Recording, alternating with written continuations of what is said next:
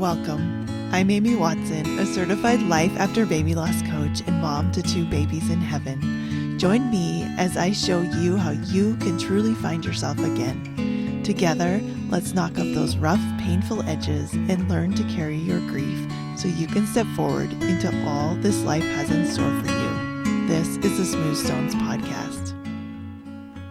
Hey, and welcome to the podcast. I'm Amy Watson, and I am really glad you're here today. I was thinking, because it is Easter time, and whatever religion you are, Easter time is kind of a time for rebirth and spring, and there's a lot of symbolism.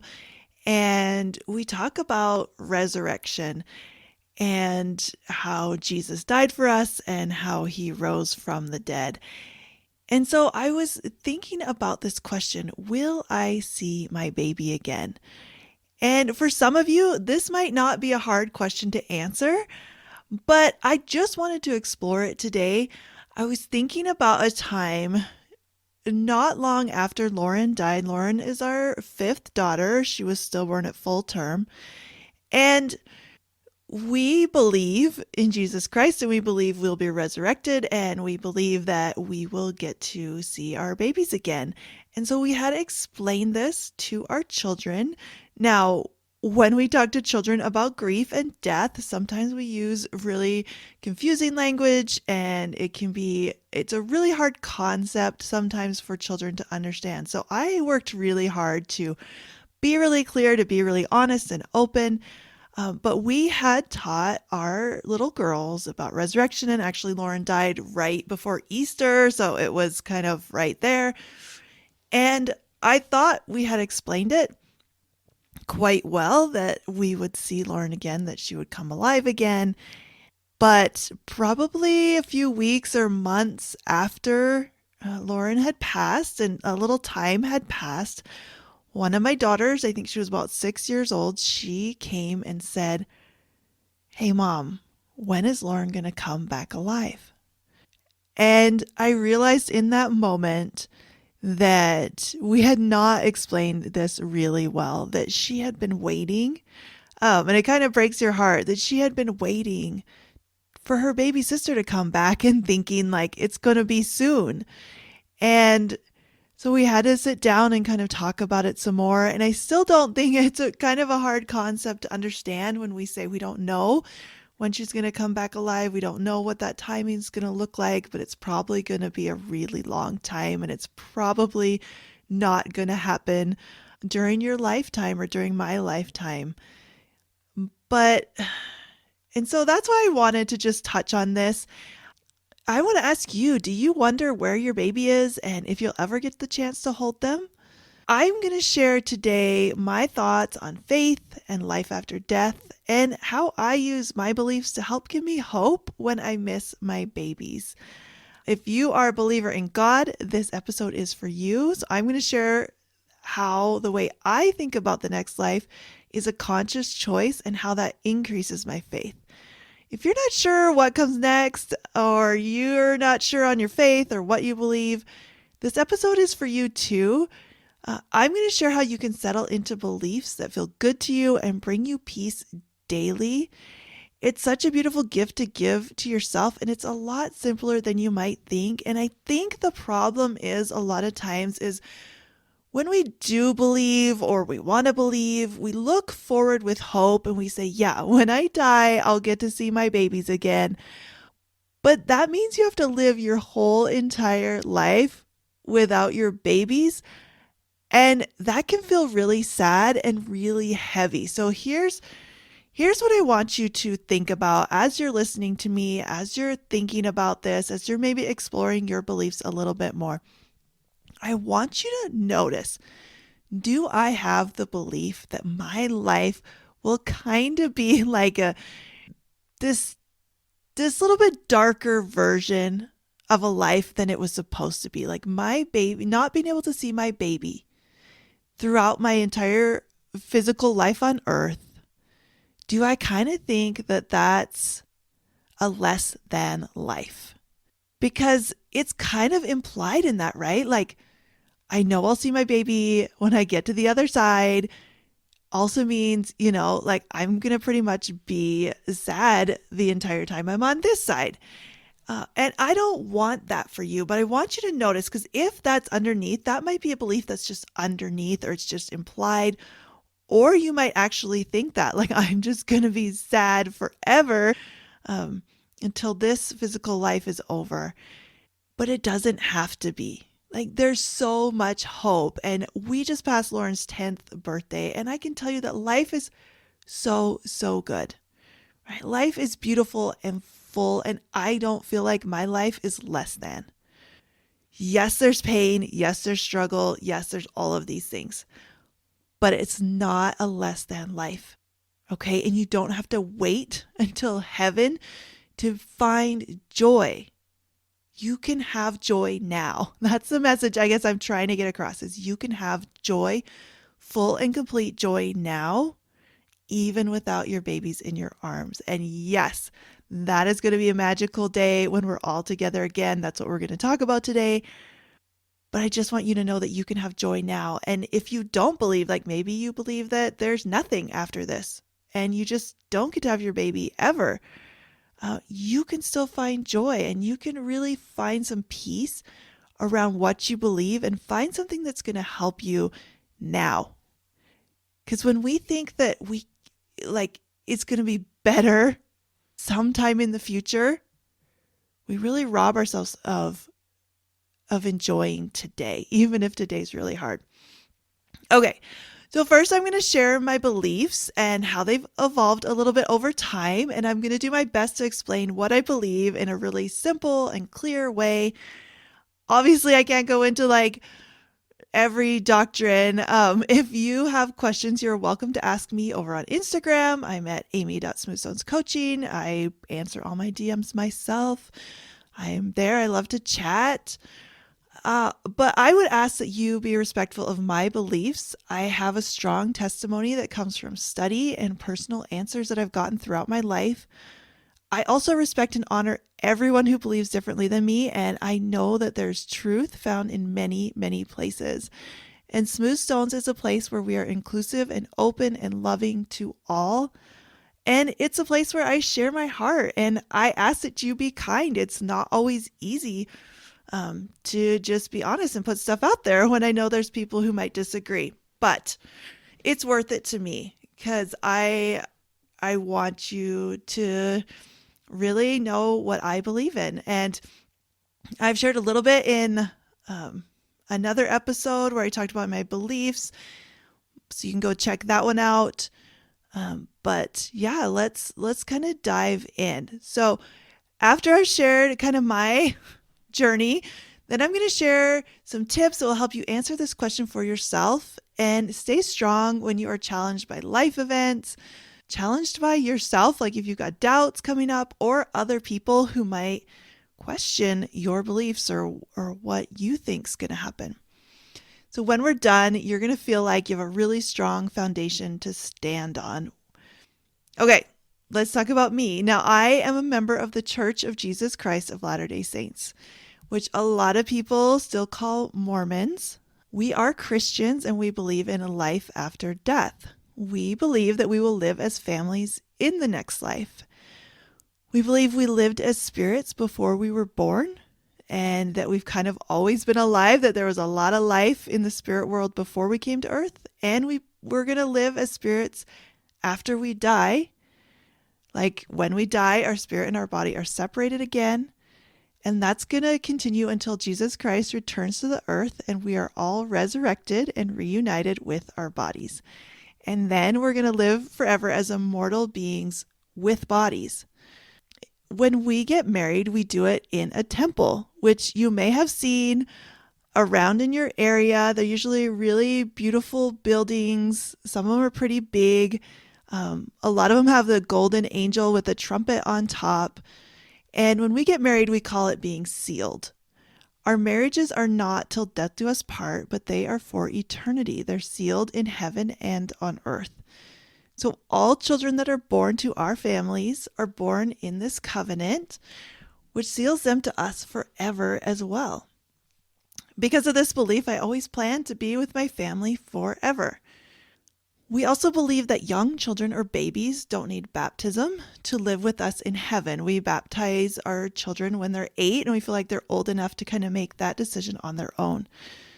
So Jesus Christ took care of all of the details of anything that happens to these little children with his atonement.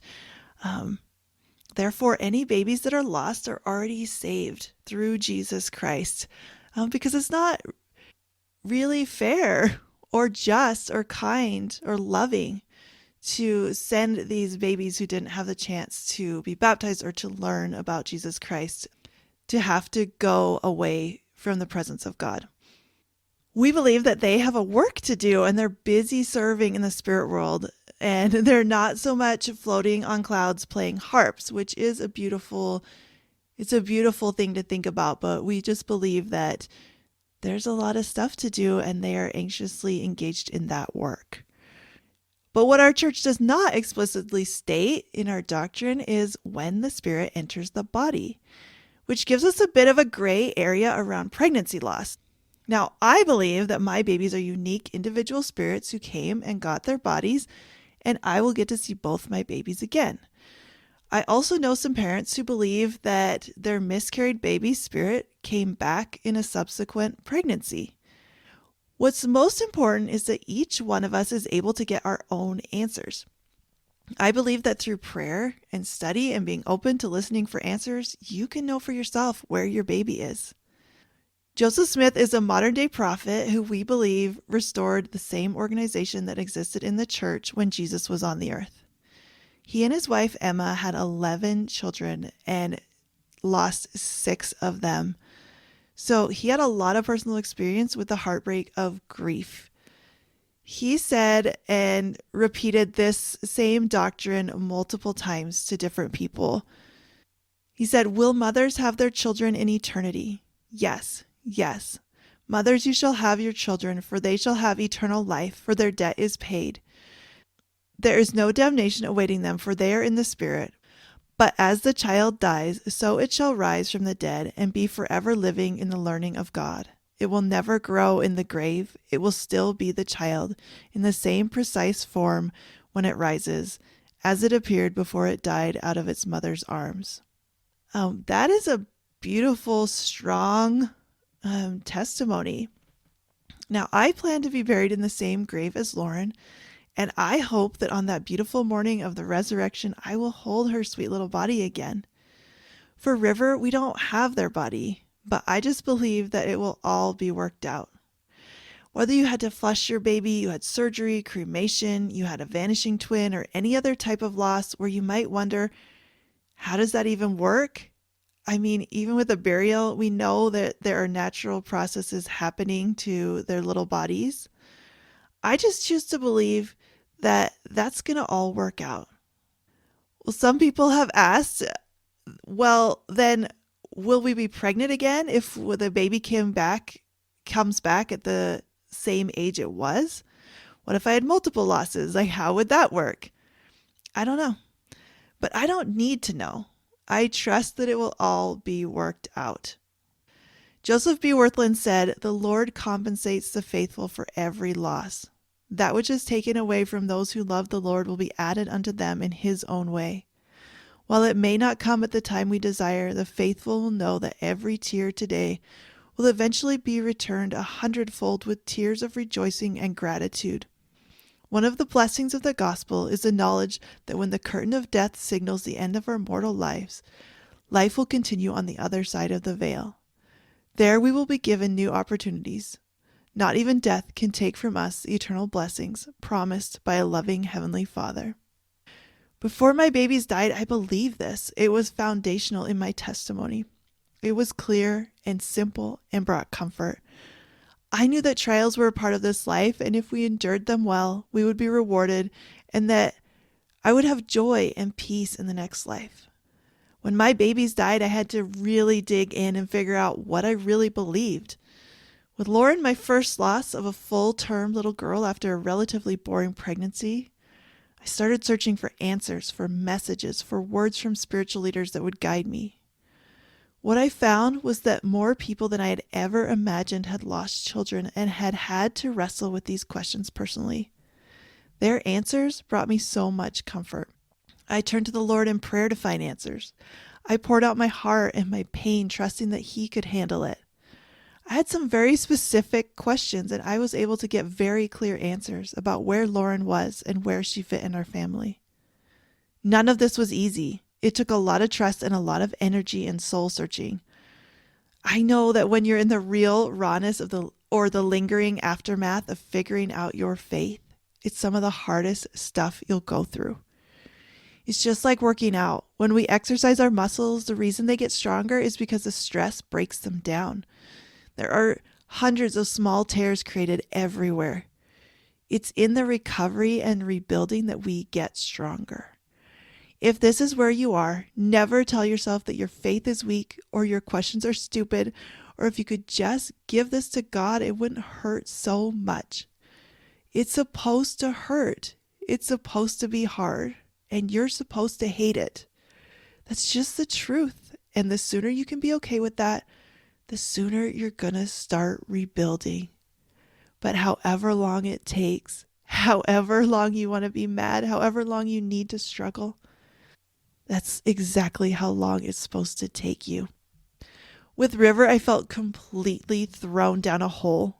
All I wanted, all I prayed for was for that baby to live, and they didn't. Then everything from my surgery was sent to a lab for testing, and a mistake was made so that I got no answers. River was 14 weeks along. In my shock and my heartbreak, I didn't even think to ask what happened to the remains. I wasn't given any options. Then there are times where I didn't want to know. I didn't want to hear definitively that my baby was put in the garbage with other medical waste. I actually tried to look for some answers a little while ago, maybe get a weight or any information, and I just didn't get any answers. I felt my nervous system activating and all the trauma coming back up, and so I dropped it. I still don't have the answers I wish I did. So when I ask the question, will I see my baby again? It's a little different. I never saw my baby to begin with. I don't know all the answers. All I have is a little 10, 11-week ultrasound photo. But I choose to believe that a God who can create a beautiful, intricate earth full of miracles has the power to put each cell of my little baby back together. And someday I will hold them and get to know everything. All my questions will be answered and all my pain will turn into joy. And I look forward to that day so much. I want you to notice in my story how I weave the things I've been taught and the doctrine of my church with my own answers, and then I fill in the gaps with faith and trust. That's what you can do too. Our faith is always going to be a little bit of a guess. Instead of making that a problem, you can see it as an opportunity. Maybe your faith has an explanation you don't like that doesn't bring you peace. It's okay to decide not to hold on to that. Your faith might not have the answers you want. Well, you can make up your own. Talk to God. Ask Him. Study, pray, search. On this podcast, I have multiple episodes about different faiths, and I plan to do more. I absolutely think it's okay to pick and choose beliefs that bring you comfort. God doesn't want us to suffer here, but He does ask us to step into the dark sometimes, trusting that there will be solid ground beneath our feet. So I want you to think about how you would answer this question. Will I see my baby again? What will it look like? What will they be like? Will they be a baby or a grown person? What do you think? What do you believe? What questions do you have? What answers have you already gotten? As you explore this, I highly recommend writing it all down. This is your permission to go get a real cute new journal to keep your thought work and your questions and your explorations in. I also want to encourage you to imagine your baby in a way that brings you comfort. Death can be messy and cold and even gruesome. I remember wanting to watch them put the dirt in the hole at the cemetery, but as soon as I saw that dry, dusty earth and heard it land down on her vault, I couldn't do it. I just had to leave. I like to imagine her in her cozy sleeper just as she was when we put her in her casket. That's as far as I let my brain go. With River, I spent a lot of years blaming myself and imagining my baby being thrown in the garbage. It tortured me, like literal emotional torture, and I hated myself for doing that until I decided to stop and until I hired a coach to help me stop. If you have a hard time with what happened to your baby's body, or you wish you'd made different choices, or if just the memory of what happened haunts you, give yourself so much love. You're not alone in this. So many people felt like they had no options or no idea of what to even ask for. I also want you to open up to believing that you can change the way you think about your baby's body now. You can let go of the pain and the trauma and the memories that eat you up inside. You did the best you could with what you had at the time. I have helped countless families make these decisions of what to do, and it's never easy. There's never a perfect answer because it's something none of us wanted to do. If your story is heavy, please bring it to Connection Call. I will help you. And as you look forward and as we go through this Easter season and think a lot about rebirth and all the symbols around you at this time of year, I want you to know that you get to choose what you believe about seeing your baby again. You get to paint a picture in your mind, and nothing and no one can take that away from us. In some ways, we all probably have some parts right, and in others, we'll have so much wrong about what that's going to be like, and that's okay. That's what living by faith means. The best part about seeing our babies again is when we do, we'll never be separated ever again. We won't feel pain, only love. They won't suffer, only grow in health. Our arms won't get tired no matter how long we hold them. The best part about joining this Lost Mom Club is the amazing people we get to meet. I like to imagine all of us with our babies in a beautiful heavenly park with sunshine, laughter, and the greenest grass and the prettiest flowers on a perfect day, all together at last. We are all forever connected. It's a true miracle, as are you, and as are your babies. I know that I will see, hold, and raise my baby someday. I know that God loves each one of us, and I know that even when we can't see the plan, and even when we hate the plan, God is working for our good, and Jesus is there to comfort us, as are our angels that are much closer than we think. I want to wish you a beautiful Passover and Easter and Ramadan and all the other holy celebrations going on now. May you feel all your loved ones near. May you feel supported. I love you. I'll see you next time. Are you tired of feeling like your baby's death was somehow your fault? Go to smoothstonescoaching.com and get my free mini course, How to Stop Blaming Yourself After Loss.